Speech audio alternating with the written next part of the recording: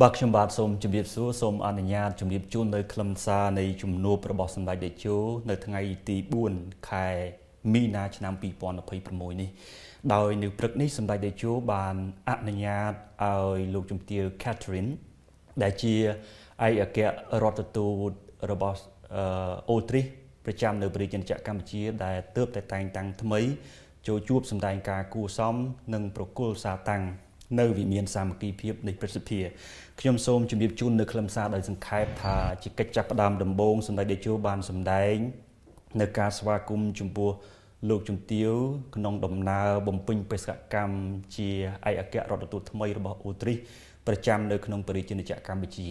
សម្ដេចតេជោចាត់ទុកវត្តមានដ៏ឆាប់រហ័សរបស់លោកជំទាវមកកាន់តំណែងជាឯកអគ្គរដ្ឋទូតនេះគឺបញ្ជាក់យ៉ាងច្បាស់ថាអូទ្រីសបានផ្ដល់តម្លៃខ្ពស់ចំពោះទំនាក់ទំនងរវាងកម្ពុជានិងអូទ្រីសសម្ដេចតេជោសង្ឃឹមថាក្នុងបេសកកម្មរបស់លោកជំទាវនឹងញ៉ាំងទំនាក់ទំនងកម្ពុជានិងអូទ្រីសឲ្យកាន់តែរីកចម្រើនបន្តទៀតនៅក្នុងឱកាសនោះលោកជំទាវ Catherine បានសម្ដែងនៅការអរគុណជាអនេកប្បការចំពោះសម្ដេចតេជោបានអនុញ្ញាតឲ្យលោកជំទាវបានជួបសម្ដែងការគួសមនិងប្រគល់សារតាំងជូននៅក្នុងឱកាសនេះដែលក្នុងបេសកកម្មរបស់លោកជំទាវជាឯកអគ្គរដ្ឋទូតថ្មីប្រចាំនៅប្រជាជាតិកម្ពុជាលោកជំទាវបដិញ្ញានៅចំពោះមុខសម្ដេចតេជោដោយនឹងខិតខំប្រឹងប្រែងនៅក្នុងការពួនជ្រុំនៅទំនាក់ទំនងរវាងកម្ពុជានិងអូទ្រីសឲ្យកាន់តែរីកចម្រើនលោកជំទាវលើកឡើងថារយៈពេល70ឆ្នាំមកនេះពលគឺចាប់តាំងពីឆ្នាំ1956មកប្រទេសទាំងពីរបានបង្កើតនៅទំនាក់ទំនងជាមួយគ្នាហើយទំនាក់ទំនងកន្លងមកនេះគឺមានភាពល្អប្រសើរដោយភាគីទាំងពីរគឺជឿជាក់គ្នាទៅវិញទៅមកតែបង្ហាញយ៉ាងច្បាស់អំពីទំនាក់ទំនងដ៏គួរឲ្យកត់សម្គាល់មួយនេះនៅក្នុងឱកាសនោះលោកជំទាវក៏បានលើកឡើងពីកិច្ចសហប្រតិការបន្ថែមទៀតនៅក្នុងក្របខ័ណ្ឌនយោបាយហើយជាពិសេសគឺក្របខ័ណ្ឌសេដ្ឋកិច្ចពាណិជ្ជកម្មនិងការវិនិយោគ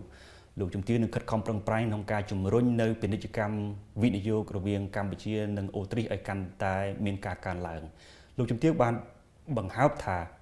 នៅពេលខាងមុខគឺនឹងមានអ្នកធុរជនរបស់អូទ្រីសដែលមានប្រមាណ10ក្រុមហ៊ុននឹងអញ្ជើញមកកាន់ប្រទេសកម្ពុជាដើម្បីស្វែងរកឱកាសនៅក្នុងការវិនិយោគនៅក្នុងប្រទេសមួយនេះនៅក្នុងឱកាសនោះសម្ដេចតេជោបានពេញចិត្តចំពោះការលើកឡើងរបស់លោកជំទាវទាក់ទងទៅនឹងទំនាក់ទំនងរវាងប្រទេសកម្ពុជានិងអូទ្រីសដែលមានរយៈកាល70ឆ្នាំដែលសម្ដេចតេជោចាត់ទុកថាជាទំនាក់ទំនងមួយដែលមានដំណើរការដ៏វែងឆ្ងាយហើយសម្ដេចតេជោឯកភាពទាំងស្រុងចំពោះការលើកឡើងរបស់លោកជំទាវនៅក្នុងការពង្រីកនៅពាណិជ្ជកម្មរវាងកម្ពុជានិងអូទ្រីសឲ្យកាន់តែមានការកើនឡើងជាពិសេសគឺតាក់ទងទៅនឹងការវិនិយោគដែលសម្ដេចតេជោសាទរដែលគម្រោងនៃធុរជនរបស់អូទ្រីសប្រមាណ10ក្រុមហ៊ុនគ្រោងមកកាន់ប្រទេសកម្ពុជានៅពេលខាងមុខនោះសម្ដេចតេជោមានក្តីសង្ឃឹមខ្ពស់ថាតាមរយៈធុរជនរួមទាំងតាមរយៈការបដិញ្ញាចិត្តរបស់លោកជំទាវក្នុងនាមជាឯកអគ្គរដ្ឋទូតថ្មីរបស់អូទ្រីសប្រចាំនៅប្រជាជាតិកម្ពុជានឹងញ៉ាំងទំនាក់ទំនងផ្នែកពាណិជ្ជកម្មជាពិសេសទំហំពាណិជ្ជកម្មសេដ្ឋកិច្ចនិងការវិនិយោគរវាងប្រទេសទាំងពីរឲ្យកាន់តែរីកចម្រើនបន្តទៀតនៅក្នុងឱកាសនោះសម្ដេចតេជោបានចែករំលែកទៅលើបញ្ហាប្រឈមដ៏ស្មុគស្មាញរបស់ពិភពលោក